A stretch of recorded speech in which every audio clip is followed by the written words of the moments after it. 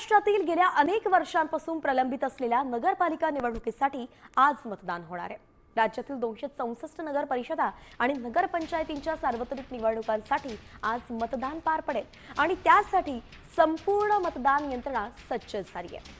एकूण 12,316 मतदान केंद्रांसाठी 62,108 निवडणूक अधिकारी आणि कर्मचाऱ्यांची नियुक्ती केली आहे। मतदान केंद्रांवरती पोलिसांमार्फत पुरेसा बंदोबस्त देखील ठेवण्यात येतोय।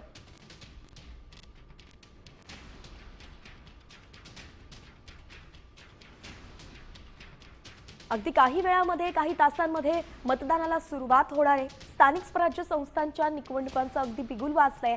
आज त्याचा नारळ फुटतोय। आज खरं तर पहिल्यांदा नगर परिषद नगरपंचायतींसाठी मतदान होत आहे।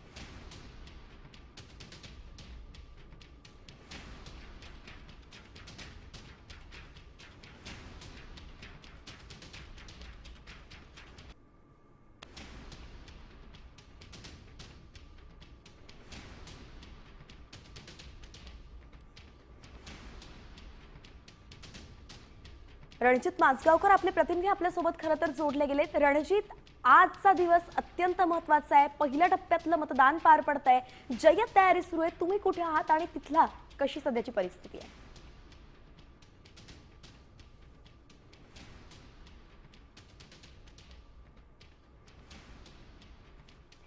रणजित माजगावकर आपले प्रतिनिधी आपल्या सोबत जोडले गेलेत। रणजित, आवाज येतोय?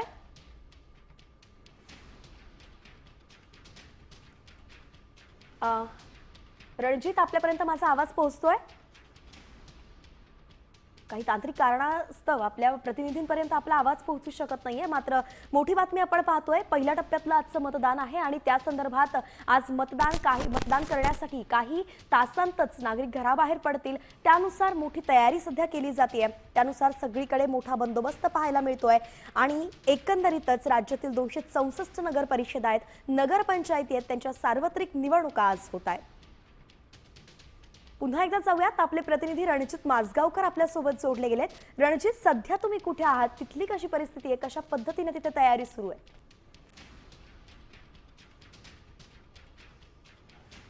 सध्या राज्याचं ज्या मतदान केंद्रांकडे लक्ष लागून राहिलेलं आहे तो म्हणजे कागल मध्ये मी सध्या आहे आणि काही वेळातच इथं मतदान प्रक्रियेला सुरुवात होणार आहे। मी सध्या कागलमधल्या मध्यवस्तीमध्ये जे मतदान केंद्र आहे, हिंदूराव घाडगे हायस्कूलमधल्या या केंद्रावर आहे। तिथं आता तयारी पूर्ण झालेली आहे। शासकीय अधिकारी असतील, पोलीस असतील, हे सर्व या परिसरात येऊन तरी ह्या सेंटर ताब्यात घेतलेलं आहे आणि आता केवळ फक्त मतदान सुरू होण्याची प्रक्रिया ची वाट ते पाहत आहेत। ईव्हीएम मशीन व्यवस्थित आहे का, इतर कुठल्या त्रुटी आहेत का, हे पाहण्यासाठी या ठिकाणी काही प्रतिनिधी सुद्धा आलेले आहेत।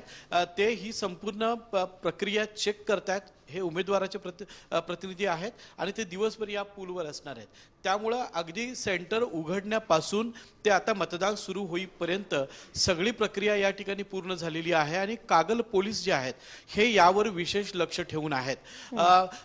कोल्हापूर जिल्ह्यासह राज्याचं लक्ष खरं तर कागलवर असतं, कारण हसन मुश्रीफ यांचा हा बालेकिल्ला आहे।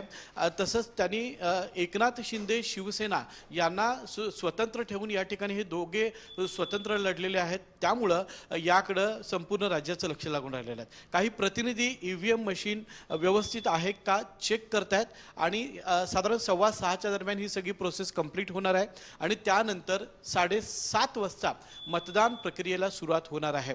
कोल्हापूर जिल्ह्यामध्ये साधारण 10 नगर परिषदा आणि 3 नगरपंचायत अशा 13साठी आज मतदान होत आहे आणि संपूर्ण जिल्ह्यामध्ये मोठा पोलीस बंदोबस्त तैनात करण्यात आलेला आहे। कुठलाही अनुचित प्रकार घडू नये यासाठी जिल्हा प्रशासन आणि पोलीस बंदोबस्त या ठिकाणी तैनात असल्याचं आपल्याला पाहायला मिळत आहे। धन्यवाद रणजित, अगदी सविस्तर आढावा आपण दिलेला आहे। देश विदेशातील प्रत्येक घडामोडींचे लाईव्ह अपडेट मिळवण्यासाठी आता साम टीव्हीच्या सर्व सोशल मीडिया प्लॅटफॉर्मला लाईक, फॉलो आणि सबस्क्राईब करा। तसंच सर्व नोटिफिकेशनसाठी बेल आयकॉन प्रेस करायला विसरू नका।